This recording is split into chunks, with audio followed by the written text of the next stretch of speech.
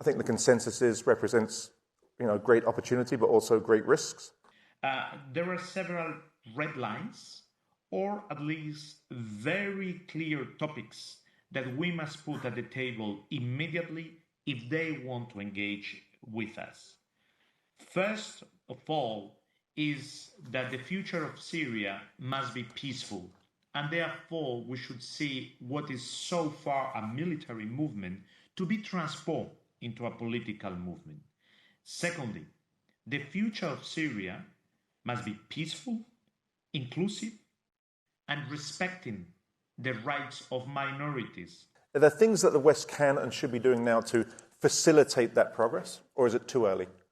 There are two things. No, it's not too early. I completely agree with you. We must move very fast because in a month, probably decisions will have already been taken in Damascus, and we will not be able to have the impact that we can have today.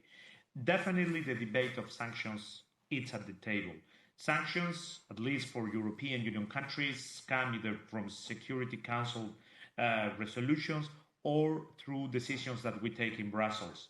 I'm sure that both in the UN and in European Union, we are going to have that type of dialogue. And the second thing, if they want, and they are showing that they want to engage with us, let's do it. Let's do it quickly, but let's do it clearly, explaining this.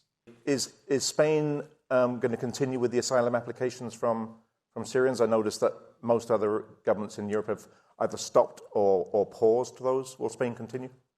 We are going to continue. I had a conversation with the Minister of Interior. The requests and the demands of asylum seekers from Syria in Spain are not very significant.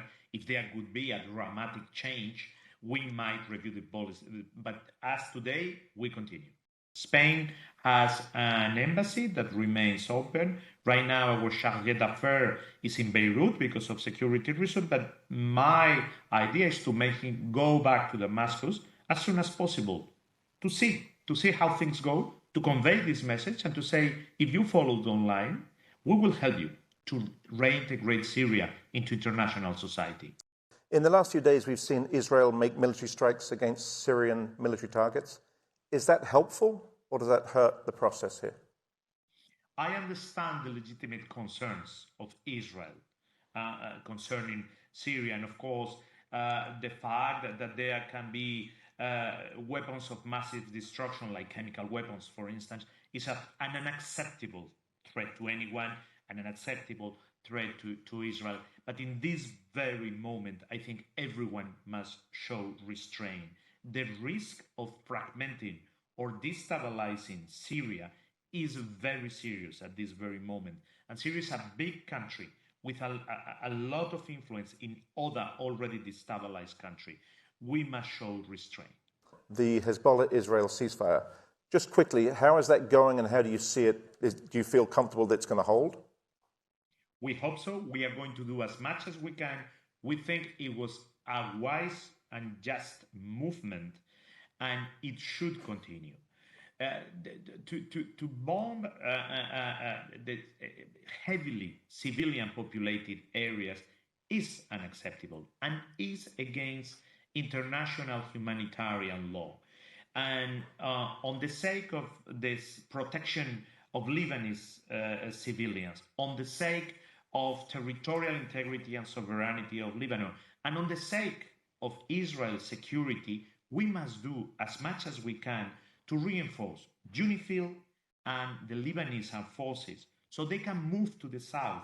That will guarantee sovereignty and territorial integrity of Lebanon, protection of Lebanese civilians, and also the legitimate claims of security for the Israeli civilians in the north of the country. And people will be able to go back to their houses at both sides of the blue line.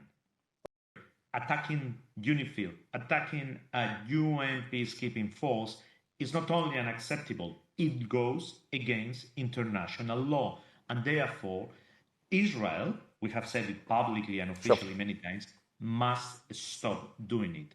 On the contrary, UNIFIL is a source of stability for everyone, can help the Lebanese forces to move to the south, can help their fall to the security of Israel.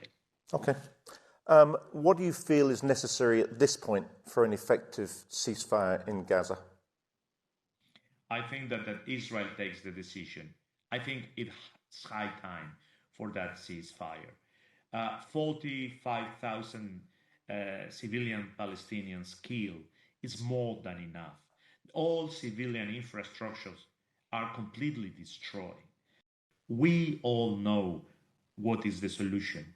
The two-state solution, a state of Palestine, living in good neighborhood and guaranteeing mutual security with a state of Israel and prosperity to each other.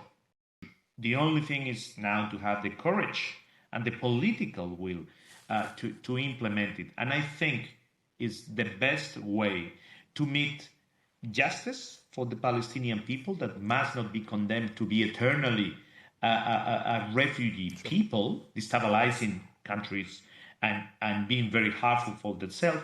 And also, once again, the legitimate claims of security of Israel. When I talk with my colleagues from the Middle East, from the Arab countries, all of them tell me they are ready to normalize relationship with Israel the very minute there is a state of Palestine.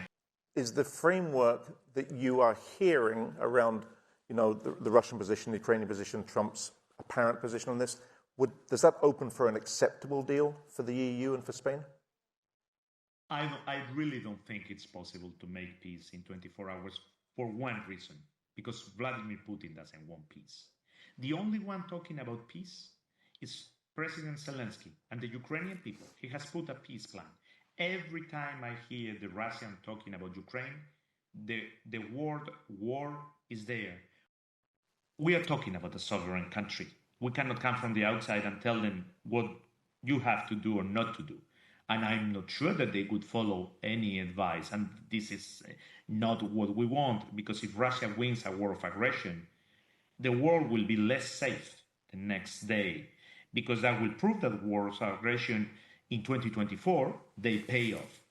And the most important thing, when I hear also in Europe talking about a deal or a negotiation, we assume that if we talk to President Zelensky and he would accept, the deal would be done.